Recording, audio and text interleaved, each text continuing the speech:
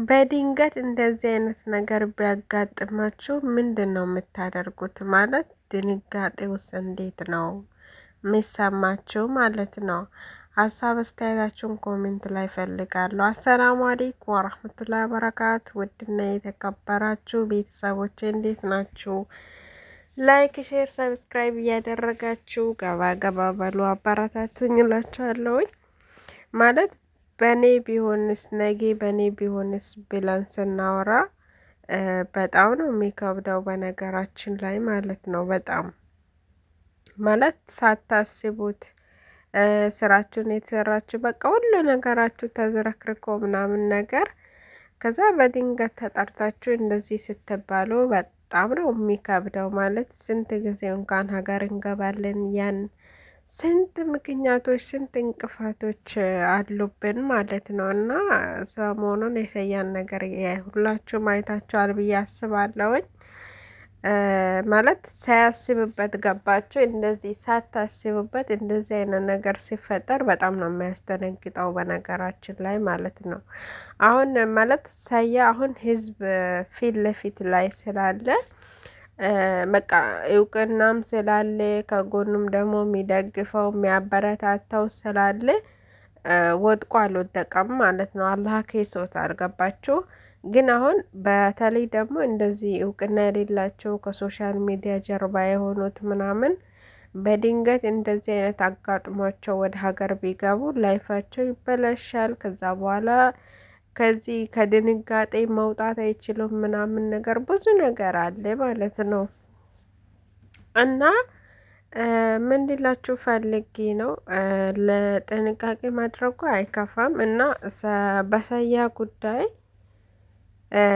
ማለት እሱ አሁን በግማሹ የገጠር ልጅ ነው ምናምን ይላል፣ ግማሹ ደግሞ ወደ ብሄር ይወስዳል፣ ግማሹ ደግሞ ወደ ተለያየ መንገድ ህዝቡ በዚህም በዛም ብቻ ማይነገር ነገር የለም። ግን እኔ እንደኔ ሲያስበው ማለት በብሄር ምናምን አይደለም ተብሏል። በነገራችን ላይ በብሄር ምናምን አይደለም። አንድ ደግሞ እሱ ሲያዝም ደግሞ ደስ ያላችሁ ሰዎች ምናምን አላችሁ። ማንኛውም ሰው ሆኖ በሰው መውደቅና በሰው መከፋት መደሰት የለበትም። ምንም ነገር ያጥፋ፣ ምንም ነገር ያድርግ፣ የትኛውም ነገር ቢያደርግ በሰው መውደቅ አትሳቁ፣ አትደሰቱ። ነገ የእናንተ መድረሻና የእናንተ እንትን መውደቂያ ደግሞ የቱ ጋር እንደሆነ አታውቁትም በጭራሽ። ማንኛውም ሰው ቢሆን ጠላታችሁም ቢሆን የትኛውም ሰው ቢሆን በሰው መውደቅ፣ በሰው መከፋት፣ በሰው ሀዘን፣ በሰው ቁስል፣ በሰው እንትን በፍጹም እንዳትስቁ፣ በፍጹም ደግሞ አትደሰቱ። ነግ በእኔ ማለት አለ። ነጌ ለእናንተ ምን እንደሚገጥማችሁ አታውቁም።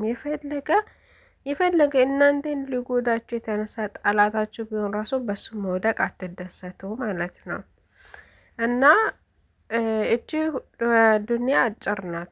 ለየትኛዋ ህይወት ነው እኛ ተመቀኘተን የሰው ሀዘን ደግሞ የሰው እንትን መውደቅ አስደስቶን የምንኖረው ለየትኛዋ ህይወት ናት? እና ምን ሊላችሁ ፈልጌ ነው እሱ ደግሞ ኢንተርኔት የሆነበት አሁን በዚህን ጊዜ ጦርነት ነው እንደምታውቁት ሁሉም ቦታ። አሁን ኢትዮጵያ ራሱ ኑሮ በጣም ከባድ ሆኗል። ብዙ ነገር አለ ማለት ነው። እና በዛ ደግሞ ይሄን የገጠር ልጅም በሰደበበት እንትን ምናምን በሰደበበት ሲላችሁ እዛ ጋር እውነቱን አውጣለሁ ብሎ ነው ሰያ ያን ቃል የተጠቀመው ማለት ነው። ገባችሁ? አንድ ፈተና ሲመጣ ደግሞ ለእናንተ ሊያስተምራችሁ ወይ ደግሞ የሆነ ነገር በቃ የሆነ ስትወድቁ ምናምን የሆነ እንትን ስትሉ ያለ ምክንያት ነው ደግሞ አላህ አንድን ነገር አያመጣውም። ገባችሁ? እና ከዛ እንትን ብሎ ማለት የአላስፈላጊ ቃላቶች ምናምን ገብቶ ነበር። ለሱም ደግሞ ይቅርታ ጠይቋል። የሰው ልጅ ደግሞ ይሳሳታል። የሰው ልጅ ነን፣ ሁላችንም ደግሞ እንሳሳታለን። እና ሲቀጥል ደግሞ እሱ በአረብኛ ከመኖች ፌዴራሎች ጋር ምናምን በዛ ባወራበት እንትን ነው የሀገራችን ምስጢር ምናምን እንትን እያደረገ ነው ብሎ። ምክንያቱም አሁን ላይ ጦርነት ስለሆነ በዛ ምክንያት ነው እንደዛ እየሆነው ነው የተባለው። እና ሲቀጥል ደግሞ ማለት ብዙዎቻችሁ አንዳንዶቻችሁ የተደሰታችሁ አላችሁ፣ ግን ያዘናችሁት ብትበዙም ማለት ነው። በሰው ክፋት በሰው እንትን እንዴት ሰው ያዝናል ማለት። ከዚህም በፊት ታሪኩን ሲናገር እኔ ሀገሬን ገብቼ እንደ ሀገሬ አይደለም እንትን ሆንኩት ብዙ ጊዜ እንትን ማለት አልፈልግም፣ እኔ እዛ ውስጥ መግባት አልፈልግም ማለት ሳውዲ ላይ ሆኖ ምናምን ነገር ብዙ ነገር ነበረ። እኔ ማለት እኔ ማብራሪያ አልሰጥም፣ ኦልሬዲ ሚዲያ ላይ የሚታይ ነገር ስለሆነ ማለት ነው። እና በዛ የተነሳ ደግሞ ሀገሬን ገብቼ ልጆቼን ሳላይ ልጆቼን ራሱ ማየት አልቻልኩም። ገና እንደገባ ምናምን ታስሮ ነበር፣ ብዙ ነገር ነበረ። ከዛ ተፈቶ ነው ወደ ዱባይ የመጣው ማለት ነው።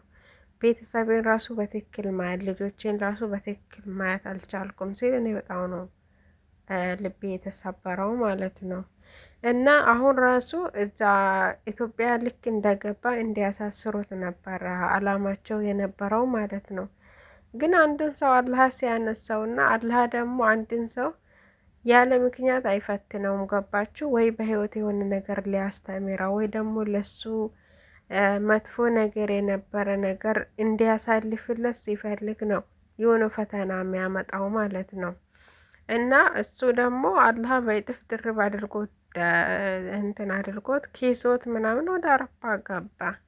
ገባችሁ? አሁን ይሄን ነገር ማን አስቦት ያውቃል? እንዴት እንትን ብሎት ያውቃል ማለት እሱ ራሱ አስቦት ያውቅም፣ ህዝቡም አስቦት ያውቅም። ህዝቡ ያስበው በቃ ኢትዮጵያ ገብቶ ይታስራል ምናምን እንደዛ ነው ያሰበው ማለት ነው ህዝቡ። ገባችሁ ማለት ከዚህ በፊትም ብዙ ነገር አሳልፎ ስለወጣ ጠላቶች ምናምን የሰው መውደቅ የሚያስደስታቸው ሰዎች እዛ አዲስ አበባ ምናምን ተንኮል ሴራ ሴሮ ነበር የጠበቁት የነበረው። ግን አላህ ደግሞ አልጣለውም። ገባችሁ? አነሳው ማለት ነው።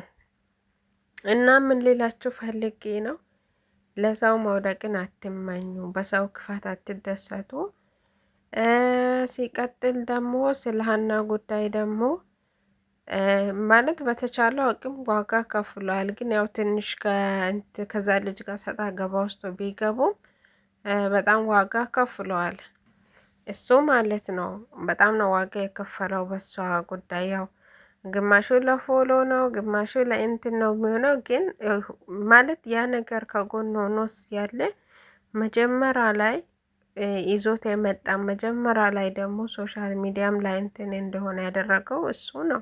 እኔ መጀመሪያ ጊዜ ቪዲዮ ሰርቶ ያየሁት እሱን ነው። እንደውም ላይፍ ላይም እንትን ሲሎ ያየሁት ድምጽ ሲሆን ያየሁት እሱን ነው።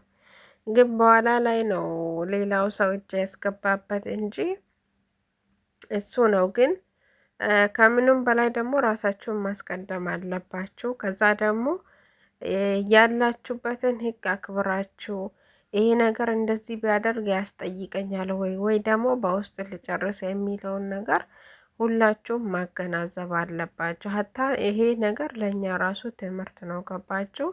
አሁን ስልክ ቶክቶክ ተመችቶኛል፣ ዩቱብ ተመችቶኛል፣ በቃ እንደፈለግኩኝ መጠቀም እችላለሁ፣ መስራት እችላለሁ ብለን የሆነ አለ አይደለ እነሱን የሚነካ ነገር ወይ ደግሞ የሀገሪቷን ሕግ የሚጥስ ነገር ማድረግ የለብንም ማለት ነው ሁላችንም።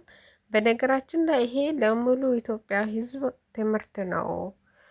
በሰየብ ወንድማችን የደረሰው ነገር ለሁላችንም ትምህርት ነው። እንደዚህ ከሌላ ሀገር ዜጋ ጋር ወይ ደግሞ እንደዚህ በአረብ በዓለም አቀፍ ቋንቋ በአረብኛ ምናምን ነገር አረቦች የሚሰሙት ነገር ከሆነ በውስጡ መጨረስ ነው እንጂ ያለብን ሶሻል ሚዲያ ላይ ማስተላለፍ የለብንም ማለት ነው። ግን ያው ሰው ሁሉም በዚህን ጊዜ ሆዮ ስለሚፈልግ ውስጥ ሲሆን ደግሞ ማንም አይረዳም። ገባችሁ? ሁሉም የሚፈልገው ቶክቶክ ላይ በቃ ስንት ሺህ ህዝብ ተቀምጦ ምናምን ነገር ያለውን ነገር እንትን ተብሎ ብዙ ነገር በቃ የሚፈለግ ስለሆነ በውስጥ ላይ ብትጠይቁ መልስ አታገኙም። ያ ነው ችግር የሆነ ያለው ማለት ነው።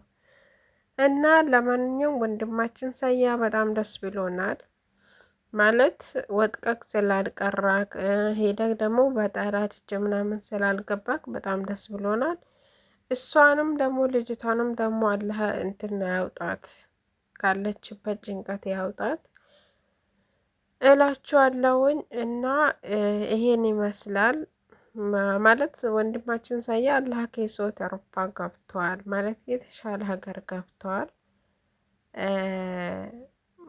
በዚህ ደግሞ ሁላችሁም ደግሞ እንድትማሩበት ተማሩበት። እሺ ሁሉ ለሁሉም እና ሼር አድርጎ ላይክ ሰብስክራይብ ማድረጋችሁን አትርሱ። አመሰግናለሁ።